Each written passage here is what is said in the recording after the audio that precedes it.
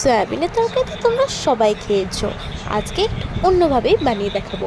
এইখানে কেটে নিয়েছি পেঁয়াজ, টমেটো আর লঙ্কা, আর তার সঙ্গে একটু আদা গ্রেট করে নিয়েছি, আর সয়াবিনটা একটু কর্নফ্লাওয়ারে নুন হলুদ দিয়ে ভেজে নিয়েছি। তারপরে কড়াই দিয়ে দিলাম তেল, তেলে আদা বাটাটা দিয়ে একটু পেঁয়াজগুলো দিয়ে নাড়াচাড়া করে নেবো। পেঁয়াজটা একটু লাল হওয়া পর্যন্ত একটা সস রেডি করে নিই। এখানে দিয়েছি আমি টমেটো, সয়া সস আর একটু চিলি সস। তারপরে পেঁয়াজটা একটু ভাজা ভাজা হয়ে গেলে দিয়ে দেবো টমেটো আর লঙ্কাগুলো, যাতে টমেটোটা একটু সেদ্ধ হয়ে যায়। তারপর একটু নাড়াচাড়া করে দিয়ে দেবো স্বাদ মতো নুন আর হলুদ। তারপরে দিয়ে দেবো করে রাখা সসটা। এই সসটা দিয়ে একটুখানি নাড়াচাড়া করে নেব। দেন একটু কর্নফ্লাওয়ার গুলে নেবো একটা বাটিতে। তারপর সয়াবিনগুলো যেগুলো ভেজে রেখেছিলাম আগে থেকে, সেগুলো গ্রেভিটাতে দিয়ে দেবো।